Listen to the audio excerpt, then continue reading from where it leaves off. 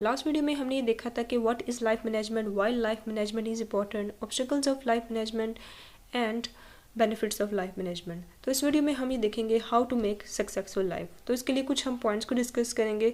तो first point हमारे पास जो है वो ये है कि focus on commitment not motivation, कि आप अपने गोल के लिए कितने ज़्यादा कमिटेड हैं, वो आपका जो सा गोल है वो आपके लिए कितना ज़रूरी है और आप उसके लिए क्या क्या चीज़ें सेक्रीफाइस कर सकते हैं उसको अचीव करने के लिए।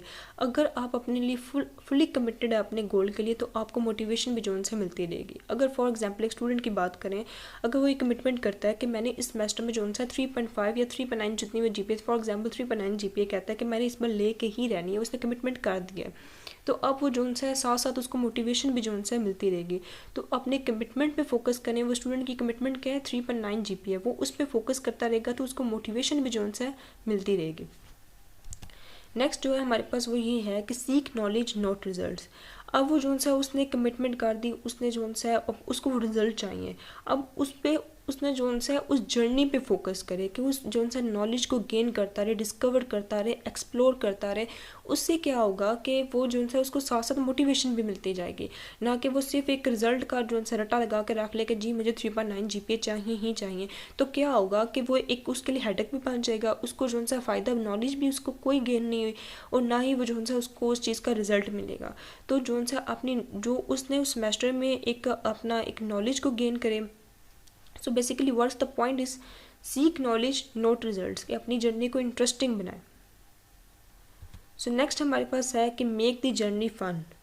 अगर वो एक स्टूडेंट की एग्जांपल लेके चलते हैं, मैं सारे पॉइंट्स एक एग्जांपल से ही कवर करूँगी एक स्टूडेंट की, कि जिसने 3.9 की कमिटमेंट की है। तो अब वो जो सा स्टूडेंट जो सा है अगर वो एक स्ट्रेस लेके चलता रहे, एक हेडेक बना ले उस चीज़ को, तो वो कुछ भी नहीं कर पाएगा। तो वो साथ साथ चीज़ों को इंजॉय करके चलता रहे तो वो जो सा ईजी फील करेगा। तो अपने जो सा वो सफ़र है, वो जर्नी है, उसको फ़न लेके चले तो उसको ज़्यादा ईजिली जो सा कवर कर पाएगा।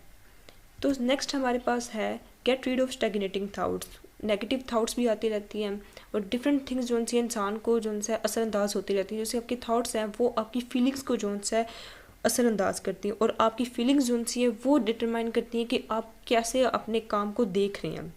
तो इन जो सी थाट्स को जो सा डिस्ट्रैक्शन जो सी है इनको जो सा उनको गेट रीड ऑफ उनको जो सा ख़त्म करें और अपने फोकस जो सा अपने गोल पे रखें। नेक्स्ट हमारे पास है यूज़ योर इमेजिनेशन। अब जो है नेक्स्ट स्टेप अब हमारे पास ये आता है नेगेटिव थाट्स को जो है रिमूव करने के बाद कि अपनी इमेजिनेशन को जो है करें। जैसे हमारे पास आ जाता है, अगर हमारे पास चीज़ें अच्छी तरीके से जा रही हो तो हमारे पास एक पॉजिटिव एनर्जी आ जाती है, और अगर चीज़ें हार्ड जा रही हो तो हमें जो है बहुत ज़्यादा एनर्जी की ज़रूरत होती है।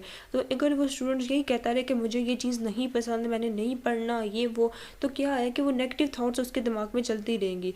तो क्या है, पहले तो वो उसने अपनी जो से थाट्स को रिमूव करे, get rid of stagnating thoughts में जो हमने डिस्कस किया। नेक्स्ट स्टेप उसका ये कि इमेजिनेशन करे कि हाँ मुझे चीज़ पसंद है, जब सब कुछ ठीक जा रहा है, इमेजिनेशन प्रोसेस पे चलता रहे। नेक्स्ट हमारे पास है stop being nice to yourself, कि अगर हमारा जो से हमने जो काम करना था, एक्शन जो परफॉर्म करना था, वो हमारी जो से ख्वाहिश के मुताबिक नहीं हुआ, तो ये नहीं कि वो ढीला होकर बैठ जाए, अपने आप को बोले नहीं कुछ नहीं है रहा, अपने आप को चैलेंज करे कि हाँ मैं कर सकता हूँ। ये नहीं कि ये अपने हालात को जो सा करे कि जी मैं कोई नहीं है रहा, सबका इस तरह से रिजल्ट आ गया है, कोई मसला नहीं है। तो जो सा stop being nice to yourself, कि अपने आप को चैलेंज करके नई नई चीज़ों को जो सा आगे मूव करता रहे, नई चीज़ें को अचीव करता रहे।